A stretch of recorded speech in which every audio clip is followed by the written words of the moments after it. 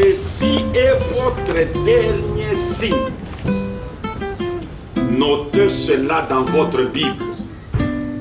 Et si quelque chose s'élève en dehors de ceci, qui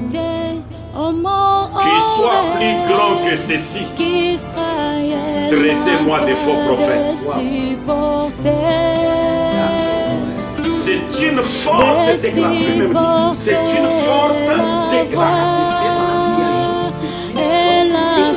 Et il ajoute encore, je fais attention à ce que j'ai dit.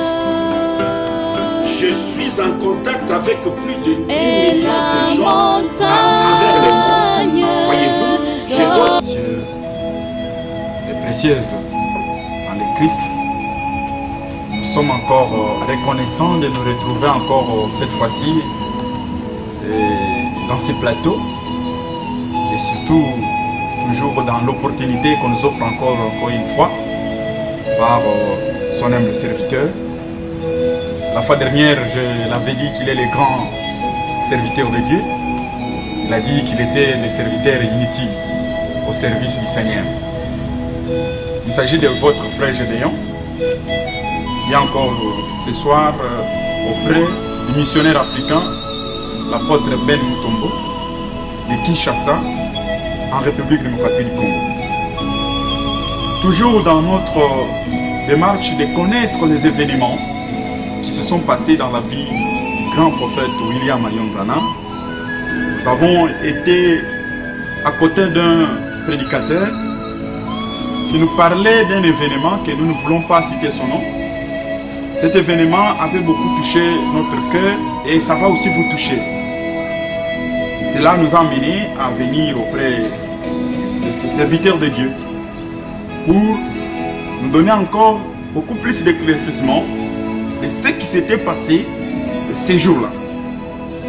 Vos cœurs sont impatients de connaître s'il s'agit de quel événement.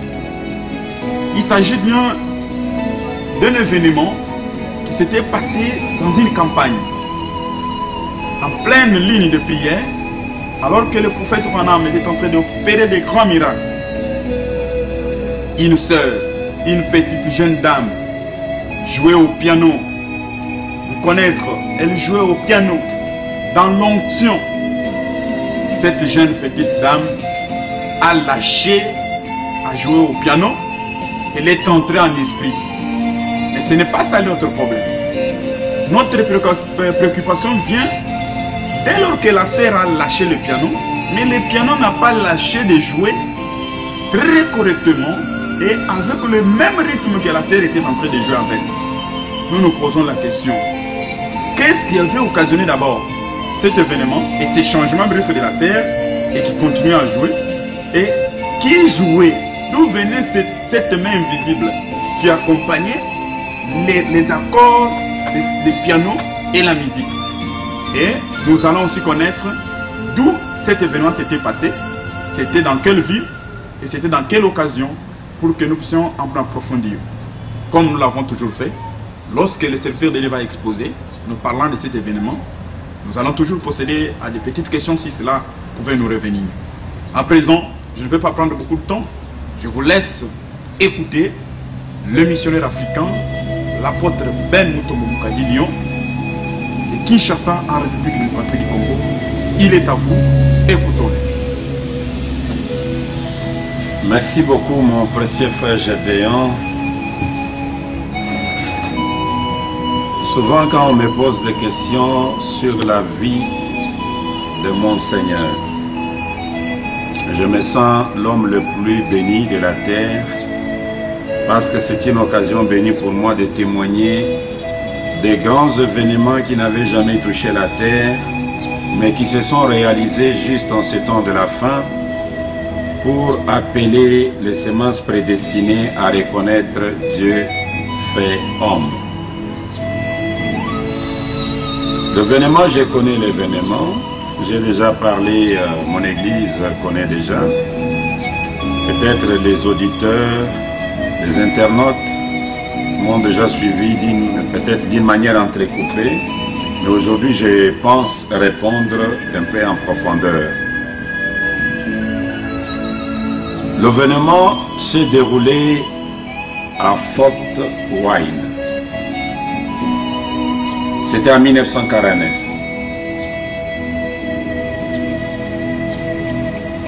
Vous qui nous avez suivi l'émission que nous avons fait la fois passée, nous avons parlé de Margie Morgan.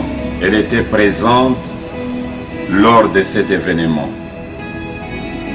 Le grand maître Bill a quitté Jeffersonville accompagné de sa femme Meda, de son bébé Becky, de la sœur Margie Morgan et de l'équipe qu'il a toujours accompagnée, de Baxter, de Bozoff, la femme de Bozoff. C'était toute une équipe qui l'a accompagnée. Arrivé dans la ville de Fort Wayne, il a tenu la campagne d'évangélisation pendant 3 jours. Et cette campagne s'est nommée campagne Branham. Le premier jour, il y a eu 5000 personnes qui se sont rassemblées dans la salle qui a été louée. Et c'est le premier jour que l'événement du piano s'est déroulé. Ça s'est déroulé comment? Alors que le grand maître était du haut de la chair, il a trouvé d'abord que la salle était hostile. Les prédicateurs, ils avaient déjà fait beaucoup de campagnes pour amener les gens à ne pas placer confiance en William Branham. Et surtout lorsqu'il était du haut de la chair, il a commencé à parler de la visite de l'ange du Seigneur. Et quand il a cité l'ange du Seigneur, les gens s'est touché les coudes pour se dire, écoutez, il commence encore ces histoires de l'ange. Donc l'assemblée était vraiment hostile. C'est vrai, nous autres ici, quand l'assemblée est hostile, c'est difficile pour nous de prêcher, mais pas avec le grand maître. Lui, il maîtrise toutes les circonstances. C'est ainsi que, pendant qu'il était en train de relater, il y a eu son jeune frère qui conduisait les gens dans la ligne de prière. Et je crois que son jeune frère là s'appelait Howard. Pendant qu'il était en train de conduire les gens, il a vu une maman qui avait un enfant qui était estropié. Les jambes étaient vraiment estropiées. L'enfant ne pouvait pas se tenir debout, il ne pouvait pas marcher, pour bien dire, un estropié. Howard a transporté l'enfant pour le présenter au grand Bill. Le grand Bill a pris l'enfant dans les bras. La sœur qui jouait le piano. Je continue à faire mes recherches par la grâce de Dieu, je connaîtrai son nom. Même dans d'autres émissions, je vais vous donner les noms. Parce que ma vie sur la terre, c'est de parler de William Branham. Je fais mes recherches que sur la vie de William Branham. Parce qu'il est le thème central de ma prédication et de tout ce que je fais. Alors, il a pris l'enfant dans le bras. La sœur qui était au piano, elle était habillée en robe blanche. Elle avait des longs chevilles qui arrivaient jusqu'à la taille. Et elle jouait les grands médecins est ici maintenant. Si j'avais ce cantique, j'allais le mettre pendant que je suis en train de parler. Mais je sais que tous ces événements se sont passés à cause de la grâce de Dieu. C'est pourquoi je vous ai mis la grâce étonnante, la grâce infinie, pendant que je suis en train de vous parler des événements qui relèvent de la grâce de Dieu pour nous en ces temps de la fin. Le grand maître Bill a pris le bébé, les garçons, l'enfant dans le bras. Il a commencé à prier, il a fermé les yeux. Et vous savez, il y a certaines personnes qui étaient présentes qui ont témoigné que la chose, par exemple, Tommy Osborne a témoigné, que la chose qui marque réellement dans la vie de William Branham est que lorsque William Branham voyait un malade, il compatissait à tel point que les douleurs de la personne qui est malade devenaient ses douleurs. C'est pourquoi Branham, il lui est difficile de manquer de relever quelqu'un, même qui est tombé. Il n'avait jamais la méchanceté, mais c'était seulement plein d'amour, sachant que c'est le diable qui a amené la personne à faire ça, il faut le relever avec l'amour. C'est ainsi qu'il a tenu l'enfant dans les bras. Lui-même est devenu l'enfant, parce qu'il a partagé les douleurs de l'enfant. Pendant qu'il priait, quelque chose a traversé ses yeux comme une lumière. Il se disait, peut-être c'est le concierge qui a projeté les projecteurs de mon côté. Quand il essaie de regarder du côté du concierge, il s'est rendu compte que la lumière qui avait traversé, c'était l'ange du Seigneur dans la colonne de feu. Et alors, tenant le bébé, les garçons dans le bras, il l'a projeté dans les airs. Ceci a prouvé que les gens qui étaient dans le bas ne fermaient pas les yeux. Comme ils n'avaient pas confiance, d'autres voulaient, étaient vraiment curieux de savoir ce qui se passe. Tout le monde, quand il a lâché l'enfant, tout le monde a fait comme si il compatissait avec l'enfant. L'enfant va se casser les coups, l'enfant va peut-être se casser le bras, je ne sais pas. L'enfant part. Quand l'enfant descend, la pianiste regardait l'événement. L'enfant arrive avant de toucher le sol. Les jambes qui étaient estropiées, les jambes sont redevenues normales. Les os normal. Le pied redevenu normal. L'enfant tombe par terre avec les deux pieds normaux et il commence à courir. Cet événement a touché la pianiste. Elle s'est tenue debout sans se contrôler. Elle a commencé à chanter en langue. Je ne sais pas si elle chantait en français, si elle chantait en Tsholuba, si elle chantait en Kikongo, si elle chantait en Lingala, je ne sais pas. Elle a commencé à chanter dans une langue inconnue, abandonnant les pianos. Or, au piano, il jouait quel cantique? Le grand médecin est ici maintenant, le compatissant. Et elle venait de voir l'acte du compatissant, qui a compati avec l'enfant et qui l'a projeté dans les airs pour lui donner sa guérison. Arrivé au sol, les jambes normales. La sœur ne s'est pas contrôlée. Elle s'est tenue debout. Elle a commencé à louer l'Éternel, le main levé. Pendant qu'elle louait l'Éternel, les anges du ciel. Les anges ont compris que le grand médecin du haut de la chair, il est à l'œuvre. Quand bien même le pianiste a été pris dans l'onction, il a abandonné. Mais nous sommes là pour accompagner les grands médecins. Le piano a commencé à jouer seul. Le grand médecin est ici maintenant. Le compatissant est ici maintenant. Pendant que le piano était en train de jouer, le grand Bill continue à opérer des miracles. Et parmi les miracles qu'il a opérés, à part ces deux miracles, ces deux grands miracles, de l'enfant estropié redevenu normal, du piano qui joue seul, la sœur debout en train de chanter en langue, il y a eu des cas de guérison, des cas de filles qui étaient louchaques, dont les yeux sont redevenus normaux. Les aveugles. Quand je parle de ça, je me rappelle une fois, lui-même donna témoignage de quand il était parti. Je peux trouver ça, je peux lire, avant de continuer avec les événements. Bon, supportez-moi, c'est ma manière. Je ne saurais pas avancer seulement avec un seul point, sans lire aussi quelque chose. Je peux lire dans l'ange de Dieu. L'ange de Dieu, le grand prophète donne ses témoignages. Écoutez, je suis au paragraphe 14. L'ange de Dieu se prêchait le 2 novembre 1947, un après-midi. Le paragraphe 14, je lis juste cela. Écoutez. Juste une analyse pour faire donc une estimation. Depuis que je suis à Phoenix, il y a eu au moins 6, je dirais 25 ou 35 000 personnes, peut-être plus que ça, pour lesquelles on a prié. Et il y a eu au moins 10 000 personnes de guéries parmi elles.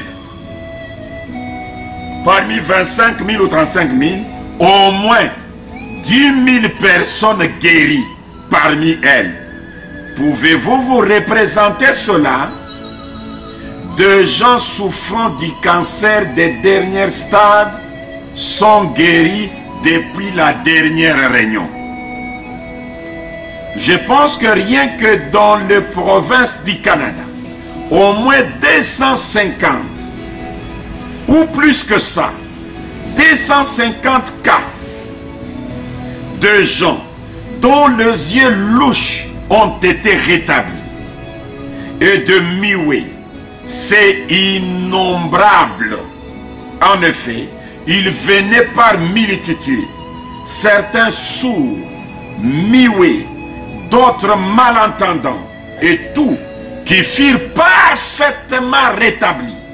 Eh bien, cela ne s'est fait que grâce à la visitation de l'ange. Là, c'était le témoignage que lui-même donne. Alors, pendant qu'il était en train d'opérer ces grands miracles, à part les deux là, il y a eu, par exemple, après avoir guéri de gens qui ne voyaient pas, des aveugles qui ont recouvert la vie, il y a une fille qui a suivi la femme de Bozorf dehors pour lui dire: regarde mes yeux. L'autre regarde là-bas, l'autre regarde là-bas. Mais je n'ai pas la carte de prière, regarde le monde. Comment je vais entrer à l'intérieur? Cette femme, rodée dans la foi, lui a dit: vous n'avez pas besoin de la carte de prière. Vous n'avez même pas besoin d'entrer à l'intérieur. Là où vous êtes, localisez-les. Et si vous le voyez, dites dans votre cœur que vous le croyez. Et que vous croyez que la guérison, le discernement des pensées, c'est un don qui est venu pour toi. Vous l'entendrez là au du haut de la chair, il va vous appeler. Et la femme, qu'est-ce qu'elle a fait? Cette fille, elle a localisé. Elle était au loin, il voyait les dos. Pendant que l'homme, avec les dos tournés du côté de la fille, en train d'opérer des grands miracles, à un moment donné, il s'arrête. Il crie: là derrière, il y a une fille, en robe rose. Elle a des yeux louchards. Là derrière, ainsi dit le Seigneur, tu as retrouvé la guérison de tes yeux. Sur le champ, les yeux qui étaient louchards, ces yeux sont redevenus normaux. Ces événements provoqués par l'acte, par le grand miracle de cet enfant estropié et de la femme qui a abandonné le piano, ont fait que la salle qui était hostile est devenue mouvementée. C'est alors qu'on a amené un aveugle par deux messieurs venant du fond. Et l'aveugle s'appelait John Ryan. Le même jour-là, où l'événement du piano est arrivé, Gédéon, c'est ce même jour qu'on a amené John Ryan. John Ryan, c'était un aveugle qui avait 70 ans. Mais il est devenu aveugle quand il avait 50 ans. Il est resté aveugle de cette manière pendant 20 ans. La 20e année, il arrive à trouver le grand médecin du haut de la chair, être accompagné par les anges au piano. On l'amène devant William Branham. William Branham le regarde et lui dit: ton nom c'est John Ryan. Tu habites non loin d'ici, à quelques 215 km d'ici. Tu es aveugle, ça fait 20 ans.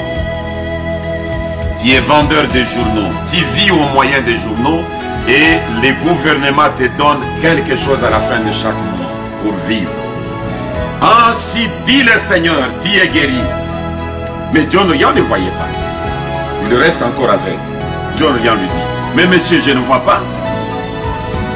Est-ce que tu crois ce que je t'ai dit? Oui, monsieur. Personne au monde ne pouvait connaître ma vie telle que tu l'as connue. Tu m'as donné tous les détails, comment je vais douter de toi? Comme tu crois, tu es déjà guéri, retourne. On l'a ramené dans les bancs. Les grands Bill continuaient à opérer des miracles. Les aveugles voyaient, les sourds entendaient. Et pendant que ce miracle continue, John Ryan dit à ses deux amis: mais finalement, je risque de rester comme ça. Retournons encore devant William Branham. Ils sont retournés encore du haut de la chair. Ils arrivent. Il dit: monsieur, tu m'as dit que je suis guéri, mais je ne vois pas. William Branham lui dit: mais toi aussi tu m'as dit que tu me croyais. Il dit: oui, je te crois. Qui peut connaître les choses que toi tu as connues et moi je peux manquer de les croire comment? Comme tu me crois, réentre là où tu es et commencez à dire: gloire à Dieu, je suis guéri. Gloire à Dieu, je suis guéri. John Ryan est retourné. La réunion est terminée sous cette note. Laissez-moi dépasser 2 semaines avant d'entrer dans le 2e jour de la réunion. John Ryan déjà retourné chez lui. 2 semaines après, les gens se moquaient de lui. Il payait le prix d'un témoignage. Vous ne pouvez pas avoir un témoignage sans payer le prix. Aujourd'hui, les gens disent « Je suis Abraham ». C'est parce qu'Abraham a un témoignage. Mais le témoignage d'Abraham, là, il avait payé le prix. La moquerie et tout ce qui s'est passé dans la vie d'Abraham, il a enduré. Il était en train de payer le prix d'un témoignage. Et aujourd'hui, c'est son témoignage et nous le prêchons dans l'église. La veuve de Sarepta, elle a payé le prix. Elle a pris la nourriture qu'elle pouvait donner à son enfant. Mais elle a privilégié l'évangile. Elle a privilégié l'homme de Dieu. C'est un prix qu'elle avait payé. Aujourd'hui, pour soutenir l'évangile, nous pensons d'abord terminer les problèmes de nos enfants, les problèmes de nos femmes, nos propres problèmes. Et alors l'évangile, nous mettons dans la dernière position. Comment est-ce qu'elle pouvait être comparée à veuve de Sarepta? D'abord Dieu, les autres choses viennent après. Et John Ryan devait payer le prix de son témoignage. Partout les gens se moquaient de lui, mais il devait en tirer. Parce que la guérison, il en avait déjà, mais il devait d'abord payer le prix du témoignage. Ça peut être le même cas pour toi ce soir. Ça peut être le même cas pour toi, ma soeur ou mon frère. Tu dois payer le prix du témoignage. Tu ne dois pas lâcher. Continuez à témoigner parce que William Marion Branham, c'est le don de la guérison divine. La guérison pour votre âme, la guérison pour votre corps. Des semaines après, sous ces moqueries, John Ryan n'a pas lâché. Il s'est retrouvé au salon de coiffure. Et moi ce soir, il faut qu'on aille me coiffer. On doit me coiffer aussi ce soir.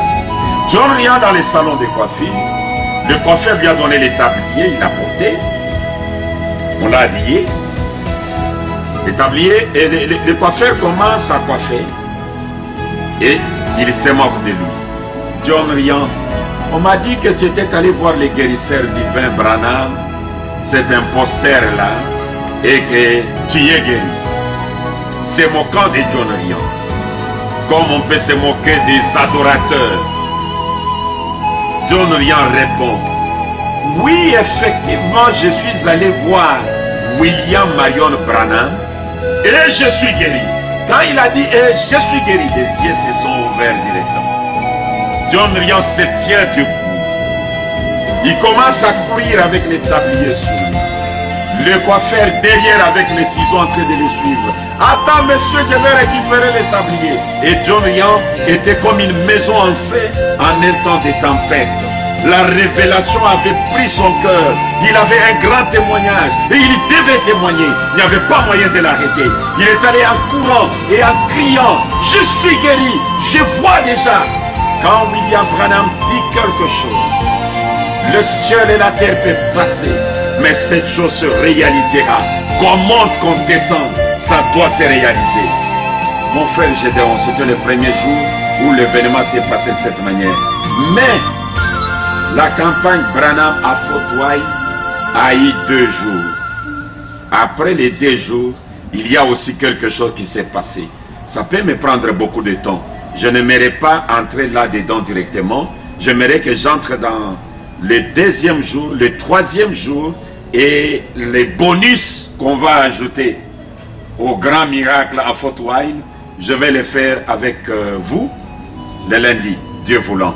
Je ne sais pas si vous avez à réagir sur ce que je viens de parler maintenant pour le premier jour où le miracle du piano qui joue seul s'est déroulé. Merci beaucoup, l'homme de Dieu. Merci. En tout cas, c'est moi qui vous remercie. C'est très édifiant. Cette question de la pianiste semblait être une histoire ou bien un événement qui était seulement autour de la pianiste. Mais nous avons compris que cet événement a suscité beaucoup de témoignages au milieu. Non seulement l'événement qui nous a beaucoup piqué, de ces grands messieurs, il était déjà un vieux. 20 ans en étant aveugle, ce n'était pas en tout cas bien. Mais j'ai une question. Cette petite préoccupation est apparue lorsque vous avez parlé de la fille qui louchait. Vous dites que la fille était derrière. Et le prophète a dit derrière. Donc en ayant les dos tournés. Ça me semble, ayant lu dans la Bible, Elohim qui était devant Abraham, qui parlait tout en ayant le dos tourné à Sarah et à discerner la pensée. Vous voulez me dire que Branham discernait des pensées des gens? C'est comme s'il y a des rapports entre lui et Elohim. Excusez-moi. Gédéon, ce n'est pas moi. Écoutez, dans le message intitulé « Y a-t-il quelque chose de trop difficile devant le Seigneur ?»